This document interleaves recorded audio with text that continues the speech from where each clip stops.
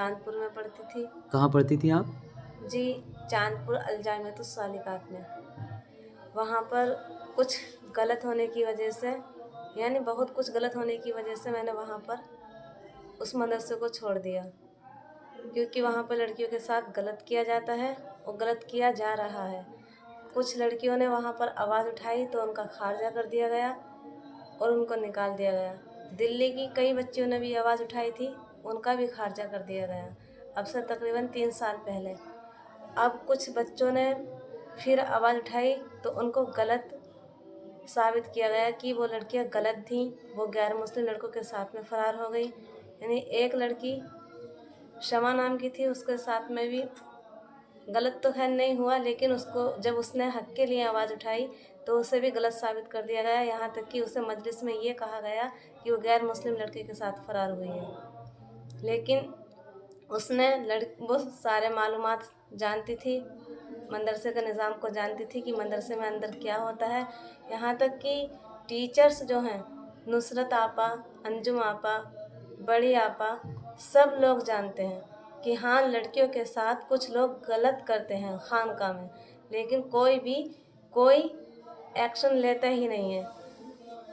बस सब बातिल का साथ देते हैं और कोई भी हक के खिलाफ आवाज़ उठा ही नहीं रहा है। यहाँ तक अगर कोई बच्ची उठाती है आवाज़ तो उसे गलत साबित कर दिया जाता है। तो आप रामपुर की आंटी थी, वो खानका में रहती थी बच्चियों की देखभाल के लिए, उनकी एक बेटी थी, उसके साथ भी छेड़छाड़ की गई। जब किसने आंटी वहाँ, जी, किसने की? बाहर के लोगों ने, जो बाहर रहते हैं। कौन है वो? वो लोग कोई भी हो सकता है, लेकिन खासकर छोटे हद का नाम आता है। अच्छा अच्छा, हाँ। जी, जब उन्होंने छेड़छाड़ की, बच्ची ने अपनी माँ से कहा, वो अपने बच्चों को लेकर उस मदरसे को छोड़ कर चली गई, तो उनको भी गलत करार दिया गया। यानी उन्हें ये कहा गया कि वो बदचलन औरत थी, मर्दों से ताल्लुक़ रखने वाली थी, इस वजह से वो मदरसे में नहीं रुकी। लेकिन हम लोग सारी बच्चियाँ जानती हैं कि वो नेक औरत थी, उन पे भी इस तरीके का इल्ज़ाम लगाया गया, लेकिन वो अपने बच्चों को लेके वहाँ से चली गईं।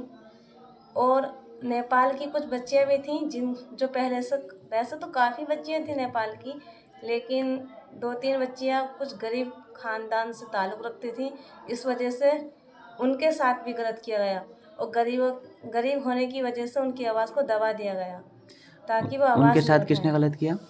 उनके साथ कमर आलम भाई रहते हैं। एक लड़की की चश्मदीद गवाह मैं भी हूँ।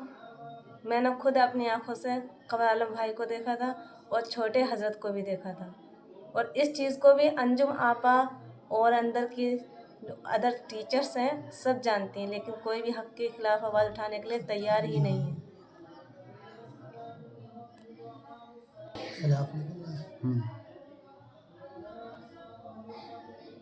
हक के लिए आवाज़ उठाने के लिए तैयार ही नहीं है। भी टीचर्स से शिकायत करने की कोशिश की, लेकिन टीचर्स ने हमें ही गलत साबित कर दिया कि तुम गलत हो, इस खानका में रहती हो, तालीम हासिल करती हो, लेकिन तुम इल्ज़ामात लगा रही हैं। ऐसा कह के उन्होंने हमें भी गलत साबित किया। और दूसरी बच्चियों ने शिकायत नहीं की वहाँ के ज़िम्मेदारों से? सब बच्चियाँ खौफज़दा रहती हैं, तालीम हासिल करती हैं, क्योंकि सब बच्चियाँ जो हैं वो वहाँ की नहीं हैं, सब दूर दराज की बच्चियाँ हैं और उनके पेरेंट्स तो बहुत मानते हैं बड़े हजरत को। इस वजह से बच्ची अगर घर पे कहती हैं तो बच्चियों के माँ बाप बच्चियों को समझाते हैं, नहीं ऐसा नहीं हो सकता, ये गलत है, आप लोगों को शायद किसी ने भटका दिया है। लेकिन बच्चे जब खानका में आती हैं, पढ़ती हैं, उन्हें पता चलता है कि यहाँ का निज़ाम क्या है, बच्चियों के साथ में गलत हो रहा है।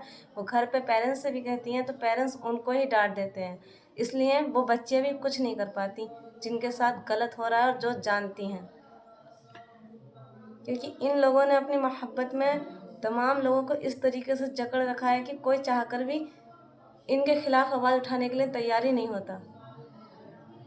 जी, अब तक का मामला अलग था, लेकिन जब सैयदज़ादी के साथ में गलत हुआ तो कुछ लोगों ने आवाज़ उठाने की कोशिश की, तो उनमें से कुछ पर ये ब्लेम लगा दिया गया कि ये लोग ही गलत हैं,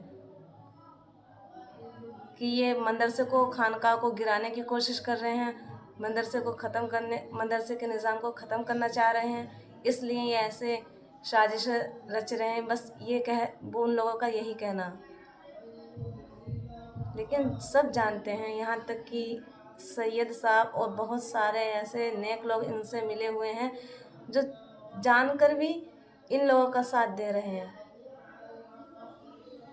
सबसे मेरी बस यही गुजारिश है कि हो सके तो ज़्यादा से ज़्यादा इनका साथ छोड़ दें और हक का साथ दें, और जिन लड़कियों के साथ गलत हुआ है अल्लाह के लिए कम से कम उन्हें इंसाफ दिलाएं ताकि अपनी आखिरत तो संवार सकें।